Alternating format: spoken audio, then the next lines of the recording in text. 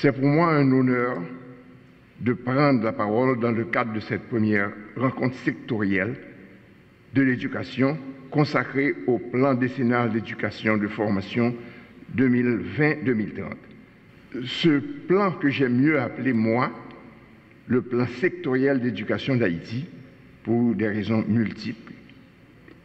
Cet atelier représente bien plus qu'une rencontre technique. Il est un moment de réflexion collective et de construction d'une vision partagée pour l'avenir de l'éducation. Révision sectorielle conjointe, c'est un mécanisme essentiel pour gouvernance et dialogue. Il permet de nous évaluer le progrès au fait dans la transparence, identifier les défis qui étaient et puis chercher ensemble l'ajustement qui est nécessaire. C'est une occasion pour nous renforcer confiance entre tous acteurs. Ça veut dire l'État et tous partenaires.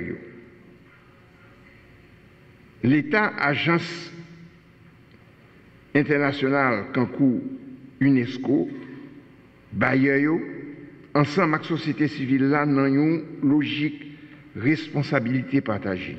C'est avec humilité et une conscience aiguë de notre responsabilité partagée que je m'adresse à vous aujourd'hui au nom de l'UNESCO. Votre présence si diverse et si nombreuse témoigne de l'importance capitale que la nation haïtienne accorde à l'éducation et de notre détermination commune à transformer ce secteur en dépit des turbulences que traverse le pays.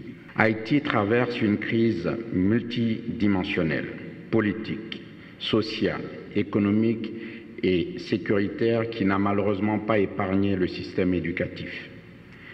Ces défis ont eu un impact direct sur l'accès à l'éducation, la qualité des apprentissages et la capacité de nos institutions à mettre en œuvre de manière optimale le plan décennal de l'éducation et de la formation.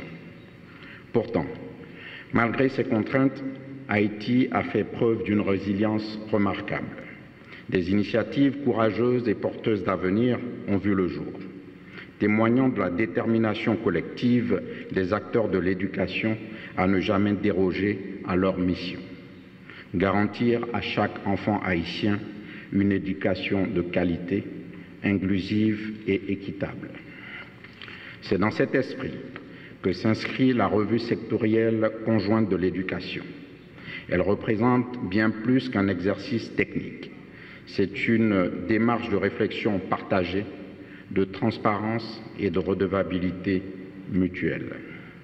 Elle constitue une étape stratégique dans le suivi du PDEF, nous permettant d'analyser les progrès accomplis, de mesurer les défis restants et de tracer une feuille de route claire et ambitieuse pour les années à venir.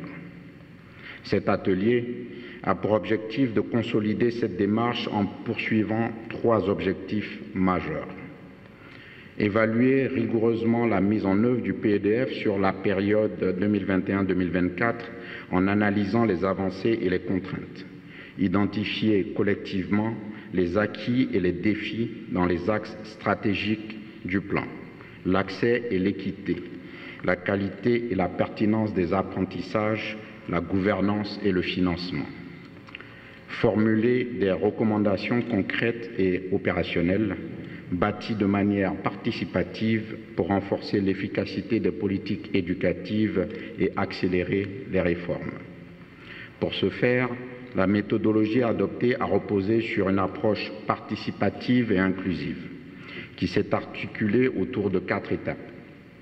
La mobilisation décentralisée, 10 ateliers départementaux ont permis de recueillir les réalités locales et d'intégrer les spécificités régionales.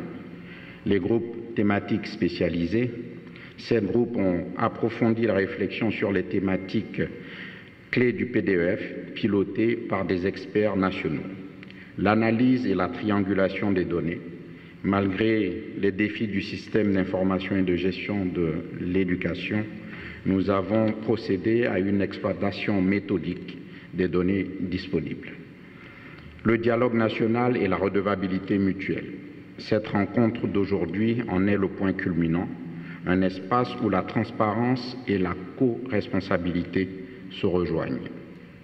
De cet atelier national, nous attendons des résultats concrets. Un diagnostic partagé et validé par le système éducatif haïtien. Une feuille de route commune pour le renforcement du PDEF d'ici à 2030, des engagements précis de l'État, des partenaires et de la société civile pour une meilleure coordination et une gestion beaucoup plus efficace des ressources. La mise en place d'une dynamique pérenne de suivi et d'évaluation. Je me réjouis de me trouver devant vous pour prendre la parole à l'occasion de l'ouverture de l'atelier de ce matin sur la présentation du rapport sur l'état des lieux du système éducatif haïtien en lien avec la mise en œuvre du plan décennal d'éducation et de formation dans le cadre de la revue sectorielle. En effet, dans cette période de crise évoquée par M. le représentant de l'UNESCO, Haïti effectivement traverse une crise multiple, à la fois une crise structurelle qui remet en cause la gouvernance traditionnelle du pays, qui remet en cause le vieux système avec ses représentations, qui remet en cause le type d'école. Parce qu'aujourd'hui, il nous faut adresser la question, quelle école pour quel pays? Quelle formation pour quelle société au service de quel développement?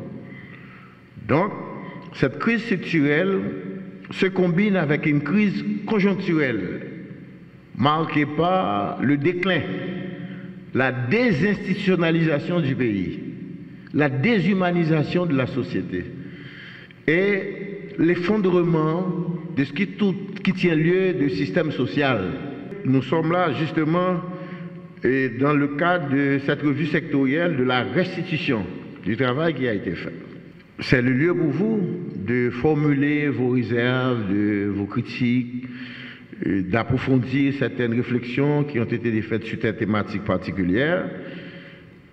C'est le lieu aussi pour vous de dire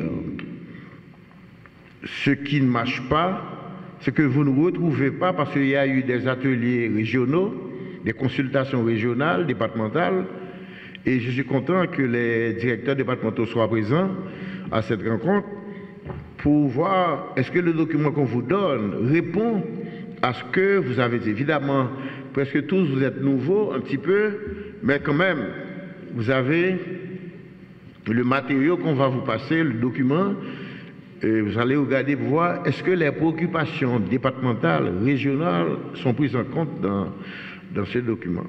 Les contextes d'élaboration du plan mettent en relief la crise du système éducatif haïtien.